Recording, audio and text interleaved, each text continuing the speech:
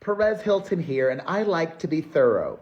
I'm also trying to make as much money from this as possible while it's still hot.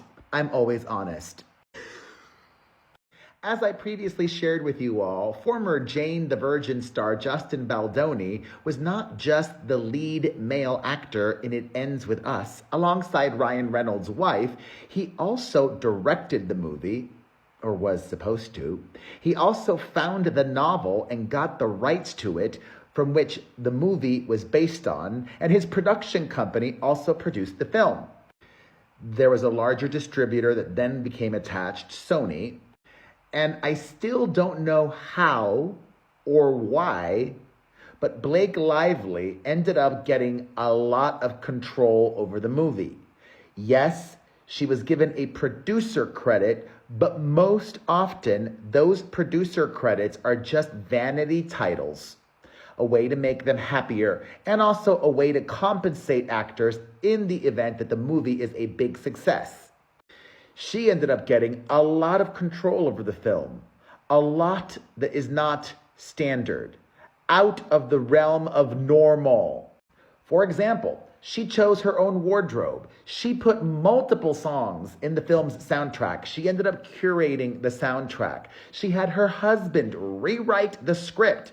And most audaciously, she did not like what he and his editors were doing, so she paid for her own editor to cut the movie per her notes. And even though his version tested better, she pressured Sony to release her version. Well, in her lawsuit against Justin Baldoni, where she has alleged sexual harassment, she's made a lot of allegations. And one of them was she felt objectified by him. He called her sexy, so she claimed, and she did not like that. But as he has done in great detail, he has countered nearly all of her allegations in his lawsuit against the New York Times.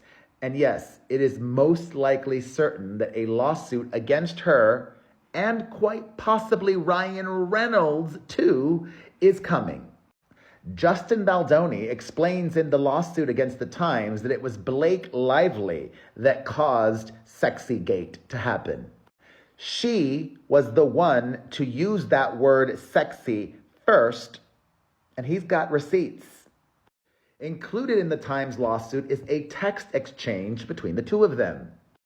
Lively was speaking about clothing, which she chose all of her own wardrobe, and told Baldoni, quote, "We'll show you both ways, but beanie," I'm guessing, a beanie hat, "is much sexier." She wanted her character to look sexier. "We'll show you both ways, but beanie is much sexier. It's the look. Feels TV without." Okay. Perhaps that was her way of countering the buzz that she looked too old and people weren't happy with her casting because her character in the novel is much younger than Blake Lively is in real life. Well, at another point during filming, he did use the word sexy after she had referred to sexier clothing herself. The lawsuit against the Times says, quote, "For a scene in which all the characters wore onesies, Lively opted to wear a large coat over hers, obscuring the outfit. Baldoni, as the film's director, suggested she remove the coat, explaining that the look would be sexier without it. Lively took offense to the comment and appeared upset, interpreting it negatively rather than as creative direction. Feeling he had upset her, Baldoni apologized, despite having made a professional suggestion as director." And you could also argue that he was talking about the character being sexier and not her. This is just, oh my God. I wish we got more of this, because this actually, not to this extent, but this kind of drama happens all the time. So, thoughts on Sexygate? God, I'm just distracted by my front lighting and the sun is setting and it's like, ah, la, la, la. Anyways, these are the things I think about. Thoughts on Sexygate, and now that we know some more context, what are you thinking? Let me know in the comment section.